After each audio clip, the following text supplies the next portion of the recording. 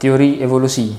Teori evolusi ni antara benda yang common lah bila untuk atheist cakap, ataupun dalam bahasa Inggeris kita kata theory of evolution. Teori ni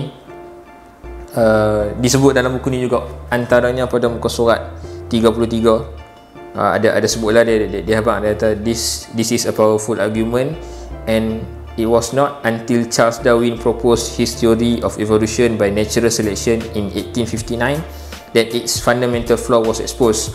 Dia cakap pasal teori lain ni. Itu dia quote teori Charles Darwin pada 1859, muka surat 33. Okey. Teori ni sebenarnya dia orang senang faham kata teori Charles Darwin ni kata manusia ni mai daripada binatang, monyet dan sebagainya. Sebenarnya dalam satu buku yang aku dah baca waktu aku form 5, iaitu Quran Scientific, aku baca yang edisi Jimat, dia kata teori evolusi Darwin ni pada muka surat 90. Buku ni karangan Dr. Daniel Zainal Abidin. Okay, by the way, teori yang paling popular diperkatakan berhubung kejadian manusia ialah teori Charles Darwin. Teori ini diasaskan oleh seorang pakar biologi dari England yang bernama Charles Robert Darwin.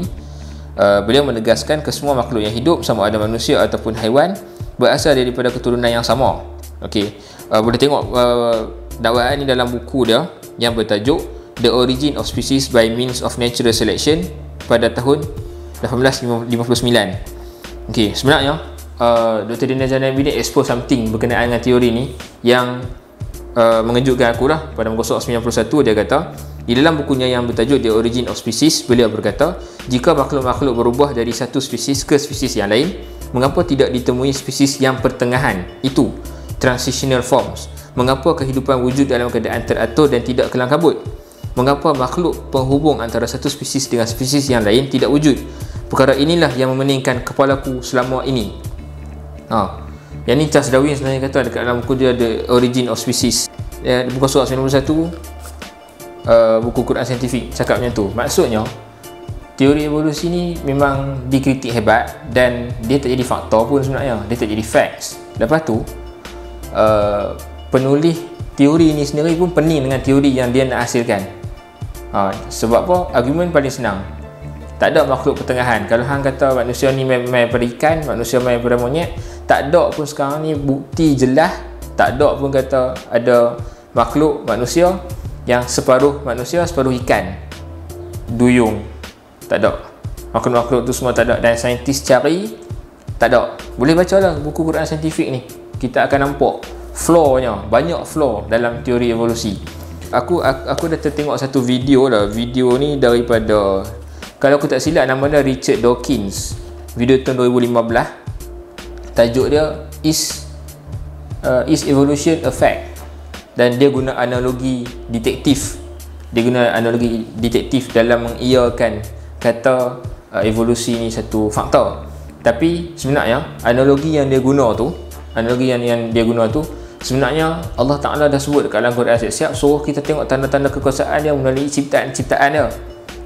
Dengan kita tengok tanda-tanda tu, kita boleh infer kata Allah tu ada.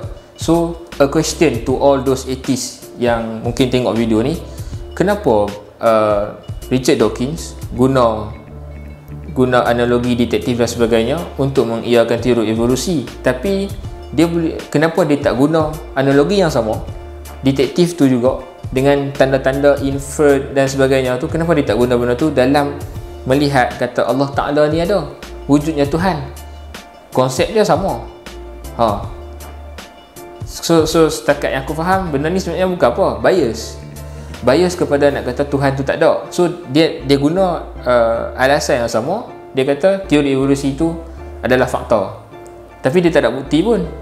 Padahal benda tu semua, tanda-tanda tu semua adalah tanda kata ada Tuhan yang buat semua benda ni. Dia tak boleh wujud by chance. So aku harap jelas kata teori evolusi ni adalah satu teori, dia bukan fakta. Dan pembuktian dia tu sampai sekarang masih tak ada bukti yang jelas.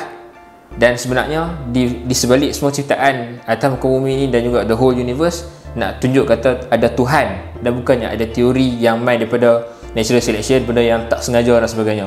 So harap jelas kata teori evolusi tu dia ada flaw dia. Dia ada flaw dia, dan dia sebenarnya dipeningkan sendiri. Kiranya pening Orang yang tulis teori tu pun, orang yang habaq teori tu pun, dia pening dengan teori tu sendiri. So kenapa kita nak beriman sangat dengan teori yang pening tu sebenarnya? Yang jelas sekarang ni Tuhan ada, melalui tanda-tanda dia. Wallahu a'lam.